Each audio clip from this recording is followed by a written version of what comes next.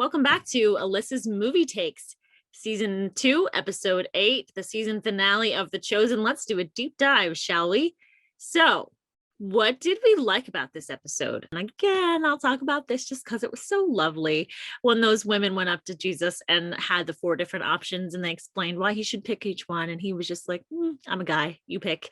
And so I loved Rayma's line of, it's a pop of color, because in my mind, I'm an HGTV fan. And so I was like, oh, pop of color. They use that all the time in decorating, but they probably use that in fashion too. I just don't know because I don't watch the fashion shows, but if you do, is that a phrase that they use in those fashion shows? And I think it's funny too, for this reason as well, that they use such modern language in The Chosen, and yet some of it is very biblical and Hebrew, but then all of a sudden you get words and phrases that are just like, oh my goodness, that is so modern and funny and 21st century projected onto these first century characters. What do you think about that? Do you like that piece of it? Speaking of modern language and not sure if it fits, I burst out laughing in the scene where it's negotiating. They're negotiating for the field, for the use of the field, and the negotiator, Judas's mentor, says product association. Just do it because of product association, and that word just struck me as funny because it was just so out of place for first century, but then also because who is the king of product association if not The Chosen? They have their name on everything. I mean, they're all over social media. They have masks that you can buy. They have hoodies. They have DVDs. They have books and devotionals. I mean, they have their merch game down. I'm not knocking it, but it's funny because they want to be the product association masters and they're on their way. But then it's sort of like a nod and a wink that they do say that word in this episode. I will touch on what my mentor said was an issue, and I agree. I don't know if it's an issue with The Chosen. I think maybe they're signing off on it a bit. So maybe we should address it here. Don't, as a nonprofit or a church, do that kind of thing. If you want to ask for donations, ask, but don't then underhandedly play some kind of stupid negotiation game where you're just like, oh, well, we want to get something for nothing, but we're going to make believe that you're really going to get something out of this when really you're not. And that's what it felt like with the man that they were renting the field from, not even renting and borrowing his field for free.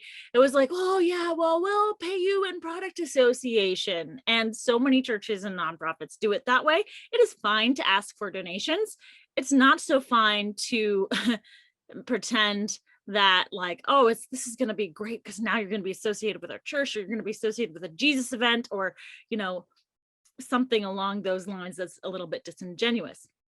Speaking of disingenuous, I do not mind Dallas pitching us at the end of the show. I don't mind it at all. It's his time to pitch. But what I thought was a bit disingenuous was when he spent an hour telling us all about the merch and all about Pay It Forward and all about the DVDs that are coming out, and then said, don't worry, this isn't a sales pitch. It's an opportunity.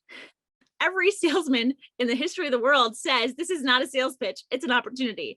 So go ahead, pitch us. You have to make the money for the show, but don't tell me an hour into listening to you talk about all the stuff that The Chosen is doing and has for sale, or that ways you can pay it forward, and then tell me you're not pitching me, because then I'm just like, now I'm mad because you are pitching me and I know exactly what you're doing, but I'm okay with you pitching me. Just don't tell me you aren't when you are.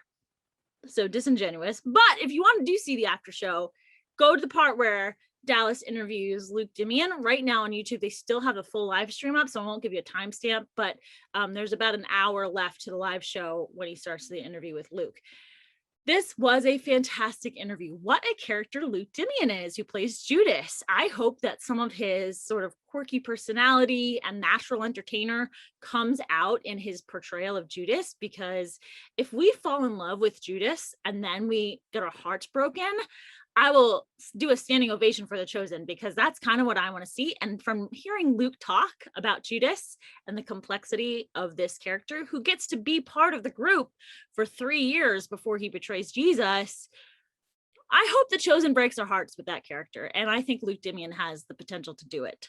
So check out his interview. He he's been this actor who's had to sit on the secret for the season, and then finally it's like, hey, I'm Judas. I did like I told you in my quick review, figure out who he was in the second time he showed up.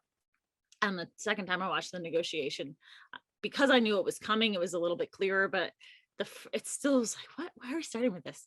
But it's to establish the character of Judas and his mentor. But I am still like, oh, I think we maybe could have had a better beginning and a much less talky start, because this season, pacing wise, has struggled because there's so much talking and very little action and very little character arcs.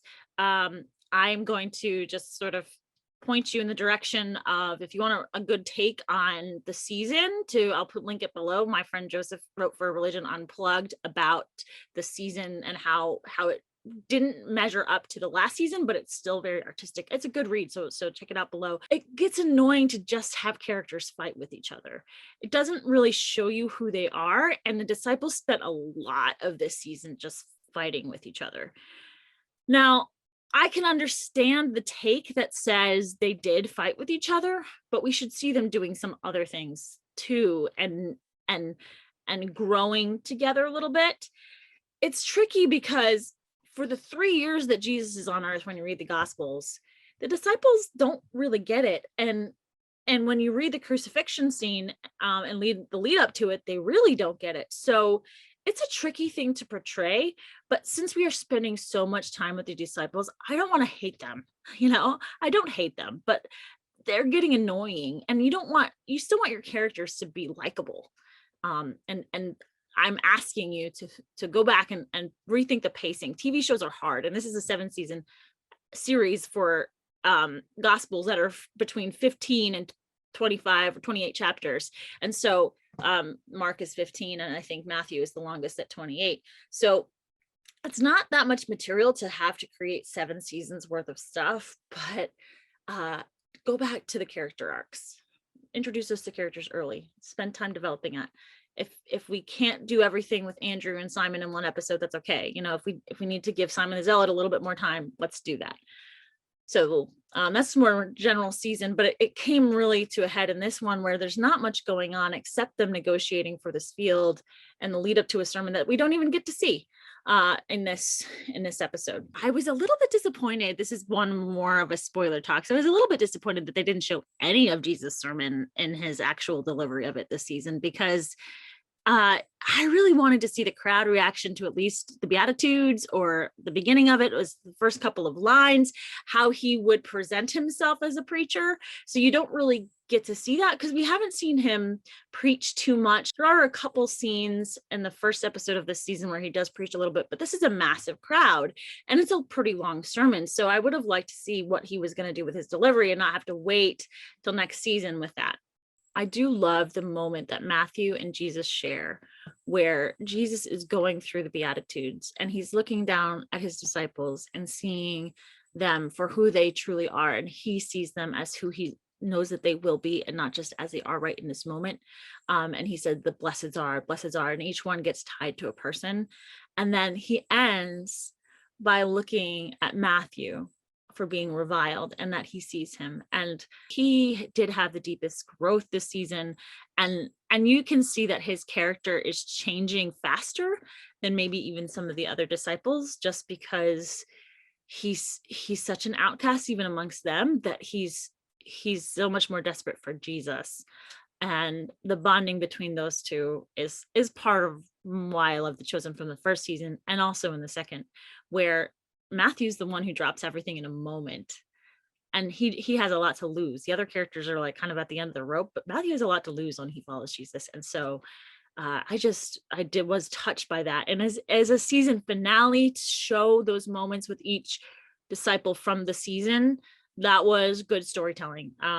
So that was what on second watch made me go, okay, this really is a season finale, because we are recapping some important moments with our disciples. They're going to shoot the third season likely in early 2022. So we'll have to probably wait till about this time next year, maybe a little bit earlier, before we start getting episodes, because they have to shoot it. and then edit it. And then they'll probably keep with the same thing where they're releasing the episodes as they get them edited, but they're waiting on a soundstage to be finished and they're getting their permanent home. So it's like this is the season where The Chosen is kind of moving, and that's sort of creating some delays as well as the writing. So Dallas has asked for prayers because he's spent. And so I will be praying for him and his team, and I will be praying for season 3 to be a success. So hope you join me in that. But that's my take on season 2, episode 8, the grand finale. And I'd love to hear what your take is down below on this episode and the season. I'll talk to you soon.